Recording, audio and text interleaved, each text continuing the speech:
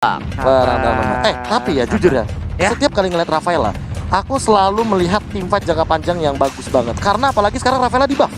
Jadi 1,5 detik dari movement speed tambahan ketika dia healing for everyone. Kayak gitu. Jadi iya benar semuanya benar-benar bertambah. Semuanya, dan kita bakal langsung menyaksikan. Inilah pembuktian tim Big Eternal Alpha. Akankah tetap menjadi kelinci percobaan ataukah sang raja dari segala raja yang sekarang menjadi tuan rumah harus ditumbangkan begitu saja? Iya benar sekali, seperti biasa. Untuk di bagian tengah inilah yang akan terjadi. Mereka akan saling bertemu. Seperti yang udah Oji bilang tadi, akankah dari Big Eternal Alpha tetap menjadi kelinci perceraian ataukah mereka bisa mencoba kembali untuk mendapatkan. Dan buat teman-teman yang di kolom komentar, tolong langsung sebarkan komen positif, dukung tim favorit kalian dengan hashtag #VivaRRQ atau bahkan BTRWin. Tutup komen negatif karena itu tidak baik untuk kita semua. Benar, itu tidak baik untuk anak dan keluarga. Dan tentunya tim RRQ memilih untuk farming terlebih dahulu. Tapi Matt di arah bottom lane bener-bener bisa dibilang dia dapetin keunggulan dari seorang Skylar. Lihat, dilempar begitu lagi. Apakah ada air mbak dukun baca mantra di arah bottom lane yang belum dikeluarkan oleh seorang Matt? Iya, kelelawar versus Cumi. Juragan Cumi dari pasar Minggu langsung bertemu di bagian bawah, sementara di bagian atas Penari dan juga robot, mereka berdua juga udah memberikan masing-masing satu skill untuk bisa mendapatkan hit agar bisa mendorong mundur pemain-pemain lawan. Meanwhile, di arah jungle, Albert masih coba farming terlebih dahulu, masih sedikit sabar, yang penting memainkan 2 bola yang dimiliki oleh seorang Albert.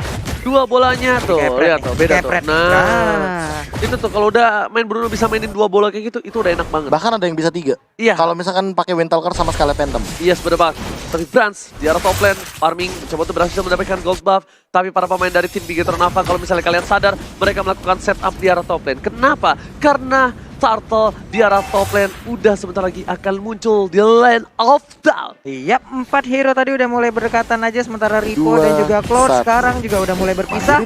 Turtle nongol. Yes, mandiri Turtle Camp, dan juga tentunya kali ini Turtle-nya hanya dicolek begitu saja karena Turtle terlalu takut air, jadi memilih untuk balik lagi ke kandangnya. Tapi KYY masih level 2. Rainbow pun udah punya hardguard, dan kali ini para pemain dari tim Big Eternal Alpha di arah top lane sudah memancing keributan. Albert tidak ada purple. Lihat, Rainbow menakut-nakuti. Brand sudah masuk dengan hardguardnya. Ada Polystar ke arah belakang. Pin ternyata jauh, dan ternyata para pemain dari tim Big Eternal Alpha kali masuk di pertahanan Aegis. Gak bisa mempertahankan permainan di arah sana. First blood didapatkan oleh seorang Brand Jabran. Wow, udah langsung dibadanin aja damage yang dikeluarkan Rafaela setelah dia berhasil di pick off. Tapi Skylar sekarang udah setup untuk mengganggu ke arah purple. Turtle-nya menjadi milik dari Brans. Ingat, distance away victory harus menekan permainan dari seorang Brans dari awal. Tapi Brans sepertinya perkasa di early game kali ini. Ya, sepertinya sudah tadi kita mention bahwa 65% Big Eternal Alpha ini winning conditionnya ada di Brans.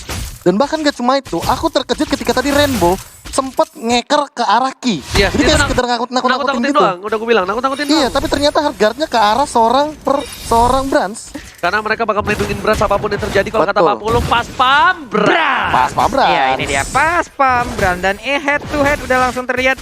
Bisa kalian lihat bersama-sama peringkat 5 dan juga peringkat 13. Bagaimana poin dari masing-masing jungler. Oke, jungler yang head to headnya bisa dibilang cukup tinggi untuk seorang Brans. Meanwhile di arah bottom lane ada Finn, ada Albert, ada Skylar, ada standby position, ada Matt juga memilih untuk mundur terlebih dahulu. Dan bahkan para pemain dari tim Big Eternal Alpha kali ini gak ada yang sadar di arah bottom. Ada 3 player dari tim RRQ.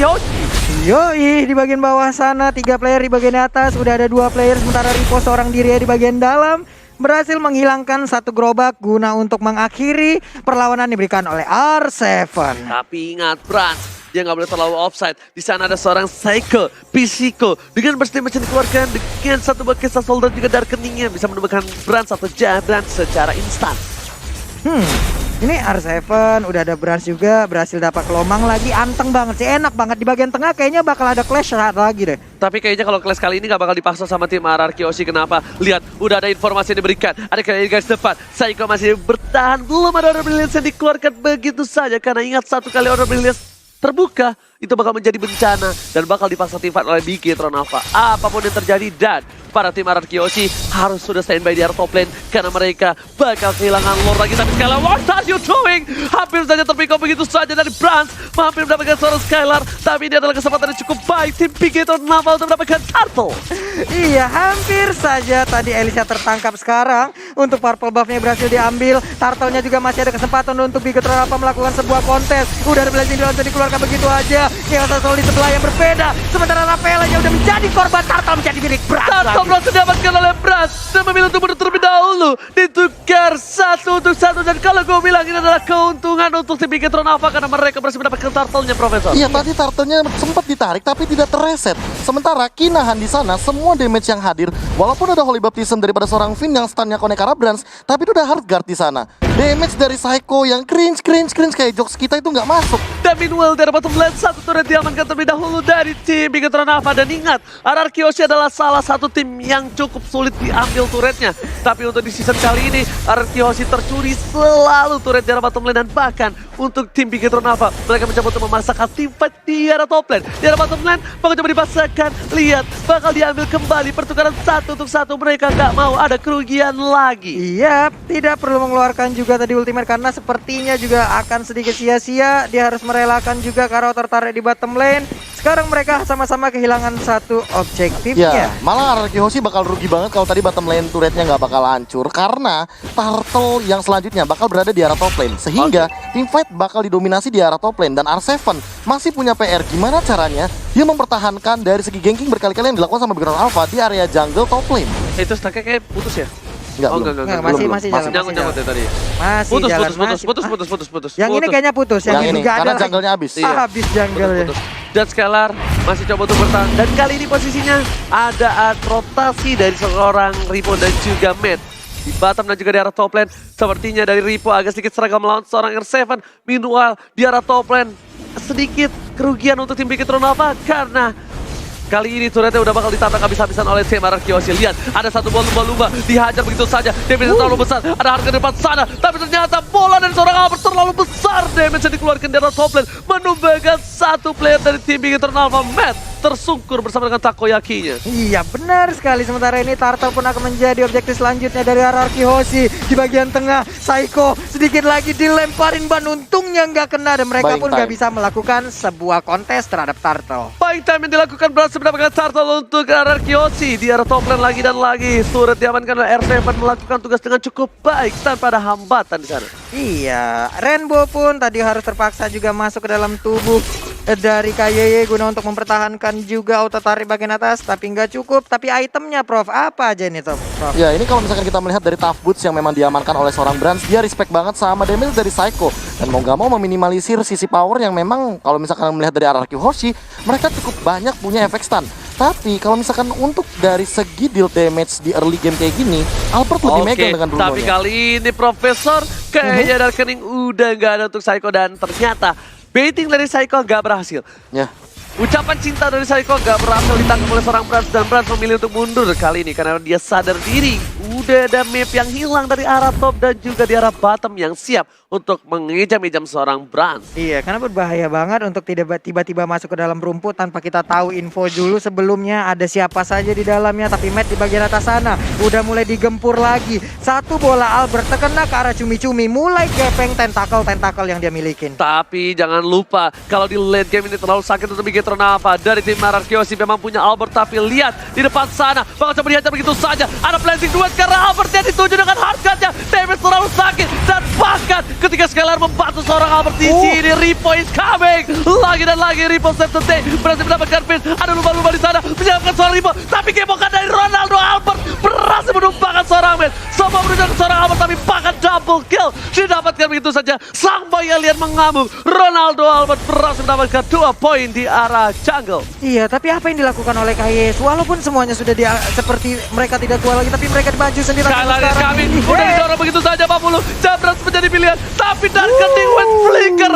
Psycho save the day. Yap, save the day dan Brans-nya pun berhasil diambil. Yes. Untuk kali ini menjadi sebuah kerugian, Bro. Minimnya damage yang dilakukan sama teman-teman dari Bigetron Alpha. Mereka balik lagi, sebenarnya aku bilang 65% itu berasal dari Brands. Dengan Blazing Duetnya itu akan memberikan deal damage yang cukup tinggi. Tapi ketika tidak ada Blazing Duet, ketika tidak ada combo dengan Heartguard dari Rainbow, hal ini yang akan menjadi keuntungan bagi RRQ Hoshi. Tarik ulur yang mantap sekali dari Finn dan juga Psycho, sehingga buying time yang mereka lakukan untuk teman-teman RRQ Hoshi, terutama Albert yang tadi terkena Blazing Duet dari belakang, ini berhasil dan Lord di menit ke-9 akan menjadi santapan pagi bagi RRQ Hoshi. Yes, benar banget. Para pemain dari tim Bigetron Alpha golnya kali langsung ini swing jauh banget. golnya swing banget. Dan bahkan posisi Bigetron Alpha nggak baik banget. Dan ini langsung ada pantun dari BTR Starless. Apa itu? Kelinci wajahku, BTR di hatiku. Widih. Singkat padat jelas aktual tajam terpercaya, dan sekarang sepertinya peperangan sudah mulai akan terjadi. Hingga R7 hanya ngebait aja, masuk dan juga mundur, mulai ngebait lagi, tapi purple buff akan menjadi milik dari Alice. Oh my god, RRQ Hoshi melakukan snowball ini dengan cukup baik, dan bahkan Lord masih berada di arah top lane. Udah ada stiker dari Bigetron Alpha, Program to Win. Tadi kita lihat udah ada pantun dari CEO dari Bigetron Alpha, dan kita tunggu pantun dari CEO RRQ Hoshi. Iya, Oke. kita tunggu dari Pape. Kita tunggu dari Pape apa ya?